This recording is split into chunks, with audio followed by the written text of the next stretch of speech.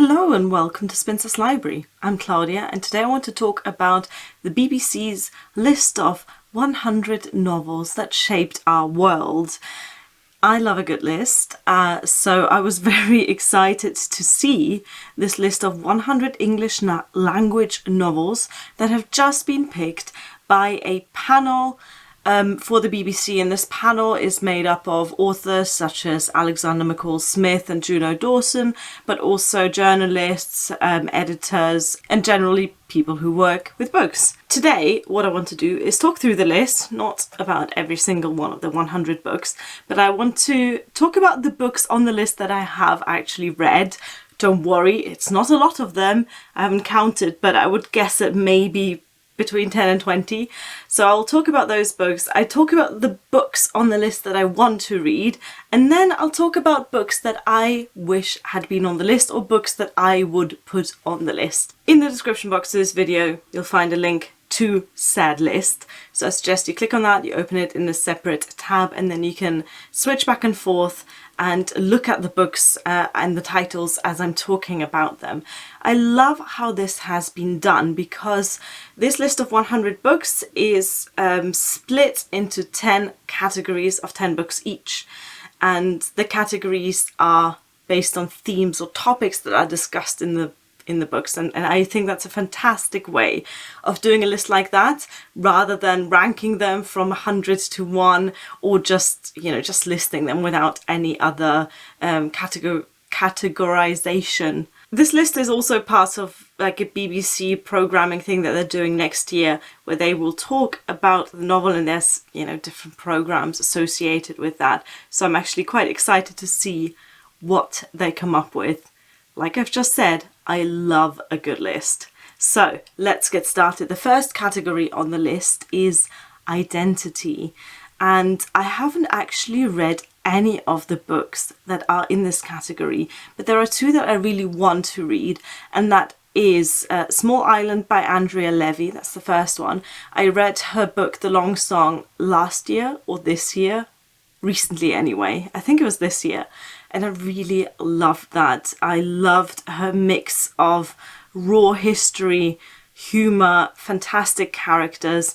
Now, The Long Song is set in 19th century Jamaica, but I believe that Small Island is set in Britain in the, I want to say mid-century, 1950s or 1960s.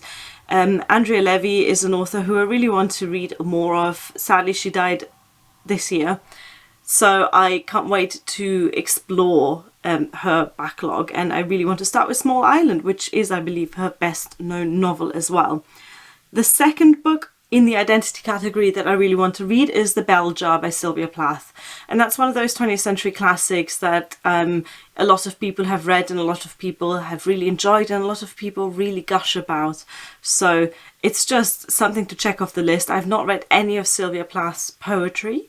I believe she also wrote short stories, which I also haven't read. So she's a completely new to me author, and someone, again, that I'm looking forward to exploring. If there was one book that I would add to the category of identity, it would probably be Maurice by E.M. Forster. This is a novel from the early 20th century, but it wasn't published until the 1970s, until after E.M. Forster's death. And Maurice is a novel about a young man who discovers his identity, firstly in a sexual way, and he discovers that he's gay. And obviously this is a time, it's set in the years before the First World War, where that was a difficult identity to grapple with. But also he discovers his place in the world in terms of class, in terms of profession and education. And Ian Forster does this fantastically well in all of his novels, where he kind of examines the in-between spaces in society. When you don't quite know which class, which section of society you belong to. And his characters tend to explore that in various ways. And Maurice is just a wonderful example of this kind of exploration of identity. So that's one that I can highly recommend that I would add to this category of identity. Let's move on to the second one, which is Love, Sex and Romance. I have read 2 books from this list. The first one is Bridget Jones's Diary by Helen Fielding. I enjoyed the film more. Sorry. But I can see why it is on this list. It made a splash. It really did.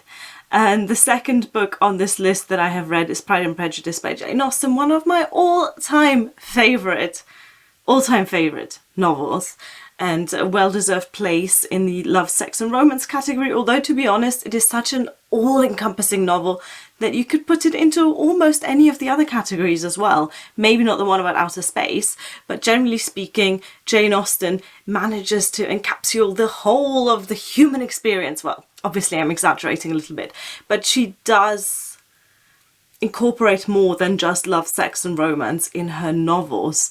So I would highly recommend you give Jane Austen a go. Pride and Prejudice is the perfect place to start if you haven't read any of her books yet, and I'm glad that it made this list. There's 2 books on this list that I want to read. One of them is Giovanni's Room by James Baldwin, which I believe is also a mid-century classic, and then Jeanette Winterson's The Passion. I don't know anything about that book, but I have heard Jeanette Winterson talked about so much on BookTube that it has piqued my curiosity, and I really, really want to explore her writing. I'm trying to think if there's anything I would add to the love, sex and romance category. And I mean, other than all of Jane Austen, I can't think of anything that really, really needs to go on this list. Maybe Villette by Charlotte Bronte. It explores love from a slightly different angle, from a slightly different perspective. That's probably the closest that I can come to another recommendation other than the ones that are already on this list. But if you have any good books that tackle the topic of love, sex and romance that you think should be on this list, and please post them in the comments, because I would be interested to hear your recommendations about that as well. Let's move on to the third category, which is adventure.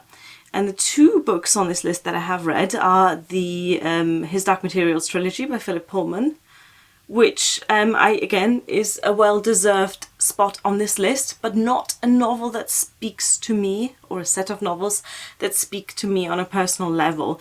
I can admire them, I think they're very well written, but I don't have the same attachment to these books as a lot of other people do. And I think that's partly because I didn't read them as a child. I think I first read Northern Lights as a teenager, maybe my late teens.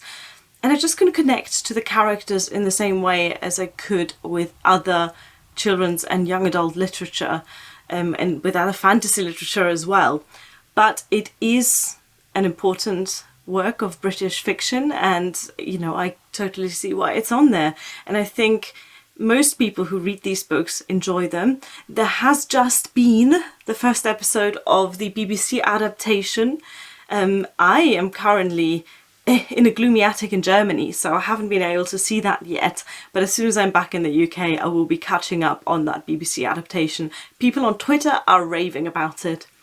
The second book in the adventure category that I've read is The Hunger Games by Suzanne Collins, and I actually only read this year. In fact, I filmed my reaction to reading this book. After every chapter I recorded a little clip of what I thought about it, and then I cut it all together into one video. I'll link that in the description box if you're interested. But long story short, I really enjoyed it, and I'm surprised by how much I enjoyed it, and I think that's my own book snobbery coming through, because I hadn't read it until, the ripe old age of 28 or whatever, so I thought it wasn't for me. But actually, if you look at it as an adventure story, it is a really fun, well-written, page-turning book, and I did really enjoy it. I haven't finished the is it a trilogy or a quartet? I haven't finished the rest of the series yet, but I'll be sure to get to it at some point. There's one book on this list that I really want to read that... Oh, can you hear that? I think there's pigeons on the roof. Unless someone's trying to burgle us. There's one book on this list that I haven't read, and you might be surprised that I haven't read it yet, and that is The Lord of the Rings. In fact, the entire trilogy. I've not read anything by J.R.R. Tolkien at all. I haven't read The Hobbit either. So this is a fantasy classic, and I will get to it at some point. Do not worry about that. But I haven't read the books. I haven't seen the films. I barely know what it's about. I mean, it's called The Lord of the Rings. I know there's a ring involved somehow. I know there's a character called Gandalf. But other than that, I literally do not know anything about those books. Oh, and Orlando Bloom was in the films. That was relevant to 12-year-old me, but isn't so relevant to me nowadays. So this is something that I know I will catch up on eventually. The book that I would add to the adventure category, and I'm really surprised that it isn't on this list, is Robinson Crusoe by Daniel Defoe. Now, this whole list came about because it is now the 300-year anniversary of Daniel Defoe's Robinson Crusoe. It was published in 1719. It's just baffling to think about the fact that novels have been around for that long and longer. So I'm surprised that it didn't make the list. I read Robinson Crusoe this year as part of my 4 Centuries project, in which I read 4 books from 4 centuries. And the first one that I read was Robinson Crusoe. I really liked it. It has its issues. I did do an in-depth review video of that book, which I will link in the description box, which will explain my feelings about it further, because my feelings about it are rather complicated.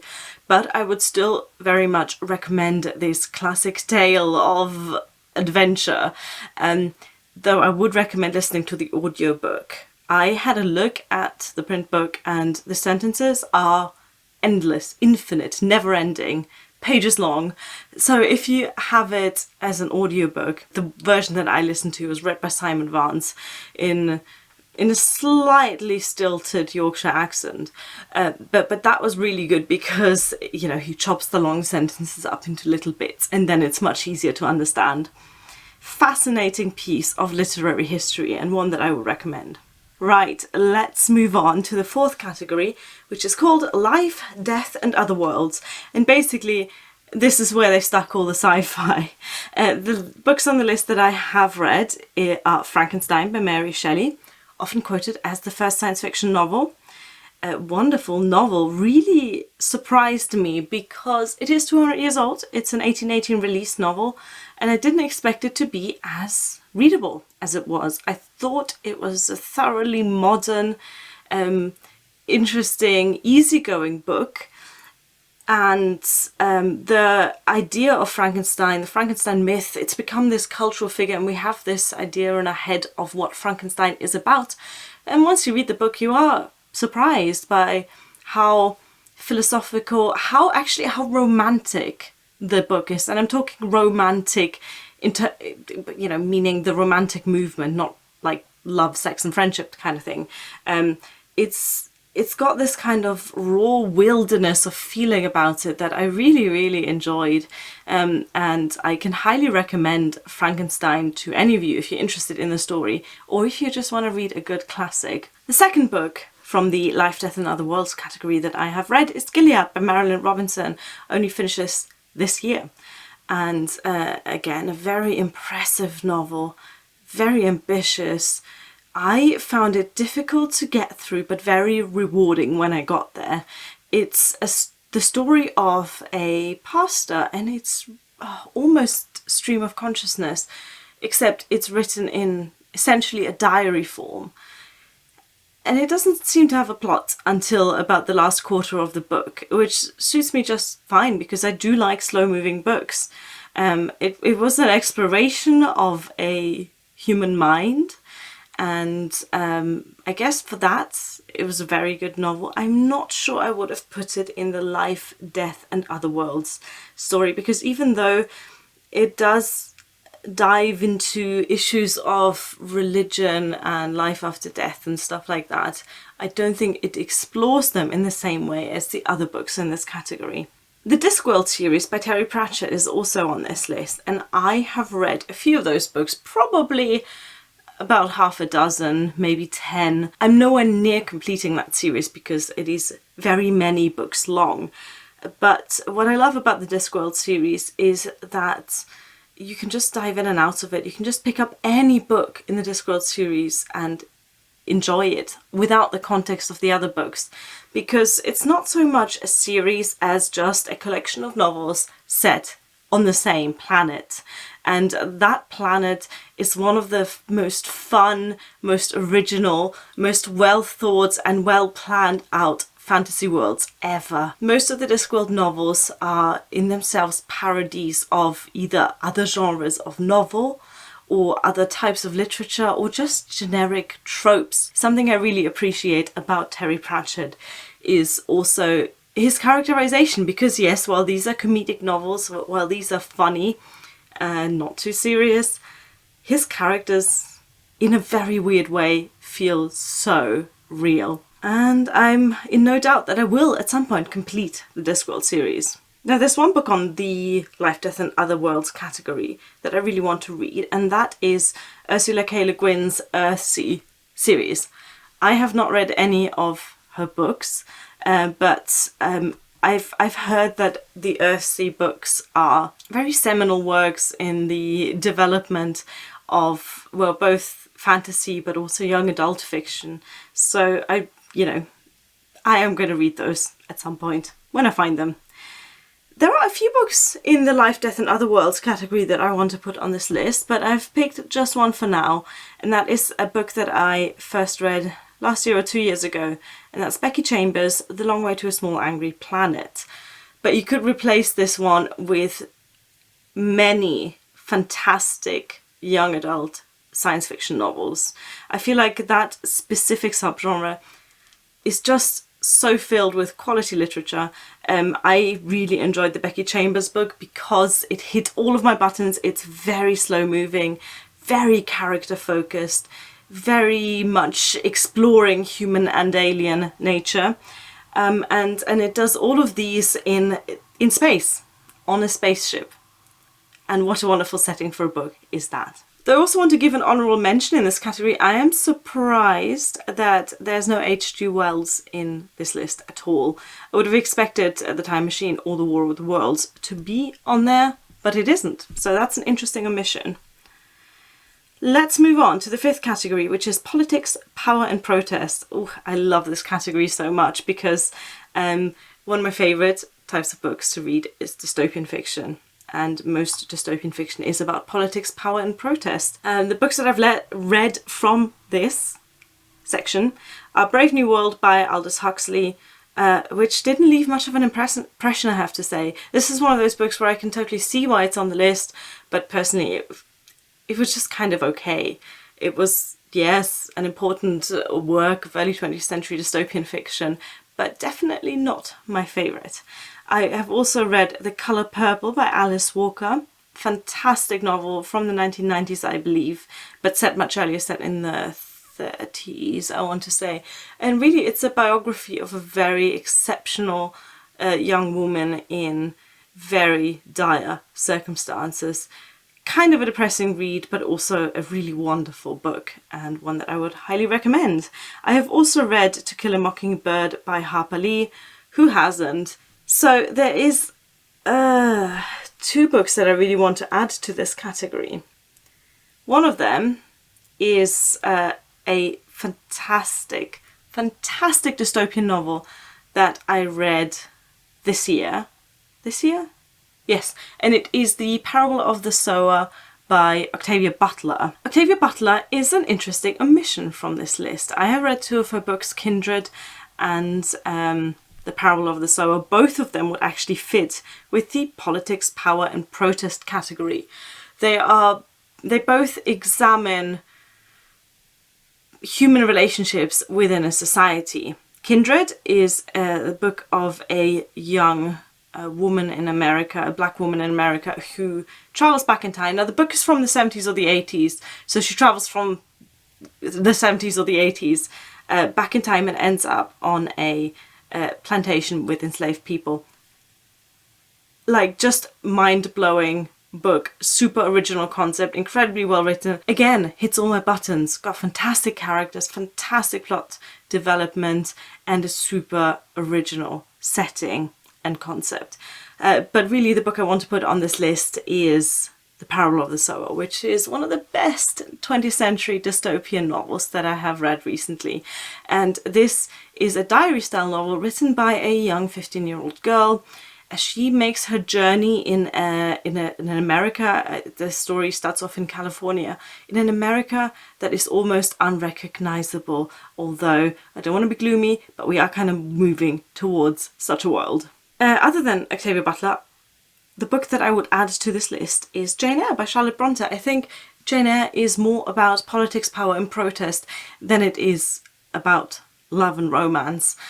Jane's journey as a governess, her relationships with various people, including her employer, Mr. Rochester, are a story of power and a story of how power changes people and of how power affects human relationships.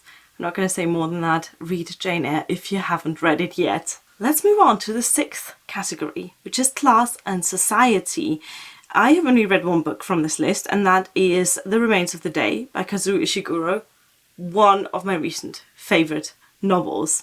I love this one so much. It is a butler taking a road trip. As the entire plot of the book, it is so slow moving. If you like fast-paced books, this is not for you.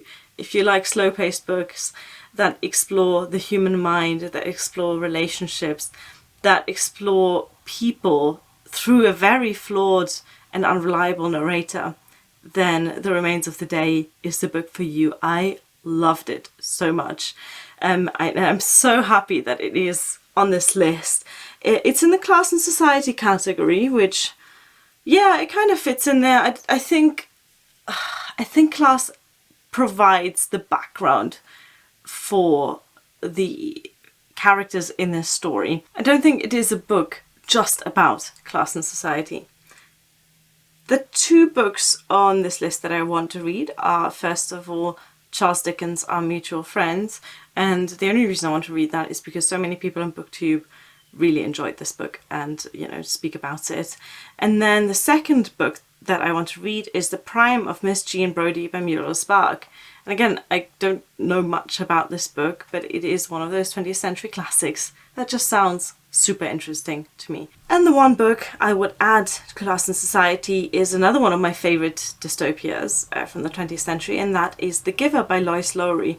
This book is often overlooked, this book is often underrated because it is a middle grade book, a children's book, but it is a fantastic early young adult dystopian novel. This is a genre that would later become absolutely huge. And The Giver is a beautiful example of how to set up a dystopian novel with a dystopian world and with an amazing host of characters as well. This follows 12-year-old Jonas, who lives in a obviously suspiciously peaceful world, and then about his struggle to break out of that. If you haven't read The Giver yet, again, this is one I would really highly recommend. It made a really big impression on me when I first read it as a child, and I recently reread it as an adult, and it is just as wonderful. We are now in the 7th category, which is called Coming of Age. And I've read a few books in this category, including the Harry Potter series by J.K. Rowling. I don't feel like I have to say much about it. I love it, I love it, I love it so much.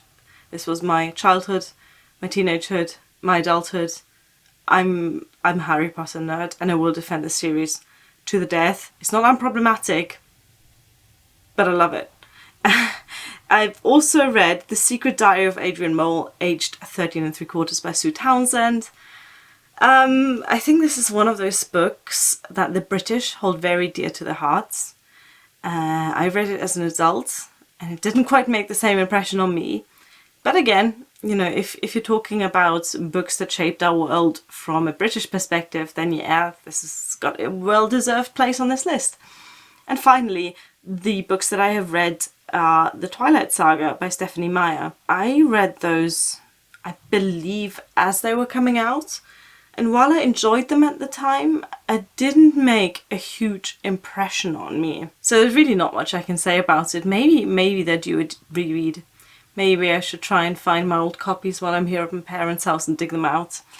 One series of books that I would add to the category of coming of age is a series of unfortunate events by Lemony Snicket. This is a series of 13 books and everyone was into them when I was young. And I do think that they are very original books for children, very original books about coming of age. And what makes them so original is they don't patronize the reader the same way that many other books did when I was reading them at that age. These are the sorts of books that are just funny and original, weird and quirky, but that they don't rely on the age of their characters for that quirkiness. In fact, the main characters, which are three siblings who are orphaned right at the beginning of the first book, learn to grow up very, very quickly, and throughout the books you always have these children acting in such a mature and grown-up way while all the adults around them don't. And that's what I enjoyed about these books as a child, and that's what I still enjoy about them as an adult. Lovely, we're almost done now. The 8th category is called Family and Friendship. There's 2 books on that list that I have read. One of them, actually both of them, are absolute favourites of mine.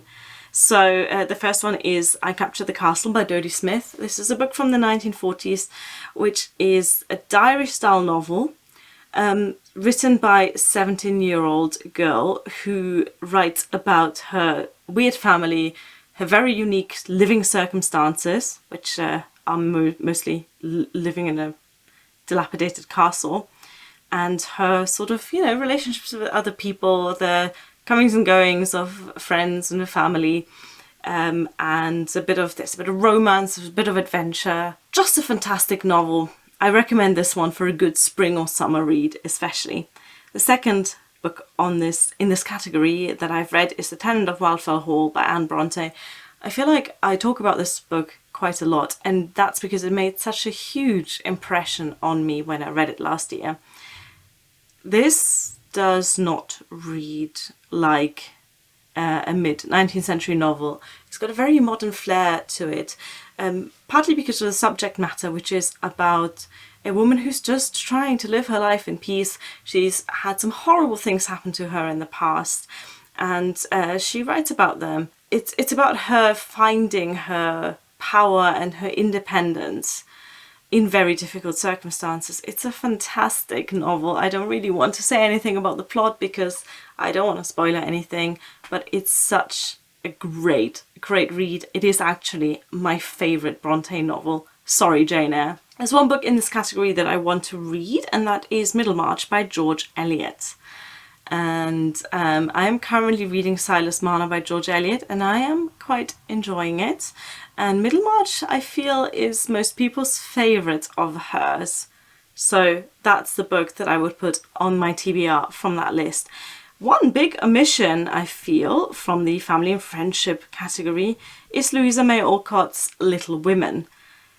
Is there a better classic about sisterhood? I mean, maybe Pride and Prejudice, but Little Women follows the lives of 4 sisters and their mother in 19th century America. And the characters just feel like real people, and you really become invested in their lives, and that's what makes this book so wonderful. So that's the one I would add to the Family and Friendship category here. The 9th category is Conflict and Crime. And this is actually the category that I've read the most books of, which surprised me. I don't consider myself particularly interested in crime fiction, but most of the books on here are not actually crime fiction. So, first one I've read is Rebecca by Daphne du Maurier, and I do think this one is maybe slightly misplaced in the conflict and crime category, because I feel like this book is more about, and maybe about inner conflict. It's not so much about conflict between people, I feel. I can see why they stuck it in there, but I also don't think it's quite a right fit. But it is a wonderful book. You should read it now that it's dark and gloomy and cold. It's a perfect time of year to read a bit of Rebecca. I still want to read some more Daphne du Maurier books. I've got some sitting on my TBR at home. and I think now is about the right temperature to read more of her work. The second book in this category that I've read is The Children of Men by P.D. James. It's a good book. It's a 20th century dystopian fiction, so of course I like it. It's not the most well-crafted story, I would say, but the world, the setting, very original. This is the diary of a professor in the UK, and he's living in a world where there are no children being born. So an aging population and all of the problems that come with that. And then obviously he goes on some adventure, because they always do in dystopian fiction. So this is a good one if you're interested in that genre. The third book in the conflict and crime category that I've read is The Hound of the Baskervilles by Arthur Conan Doyle. I am so happy that that book is on there and that that is the one Conan Doyle work that is on this list, because it is my favourite Sherlock Holmes novel. You probably know, even if you haven't read the book, you probably know the setting, you know, the misty moors and Sherlock Holmes and Dr. Watson treading around in the swamps of Devonshire trying to find this gigantic hellhound that has been murdering people. Fantastic, super atmospheric story. Again, now's about the time of year where you want to read it if you haven't yet. And finally, and again, I'm really pleased that this novel is on there.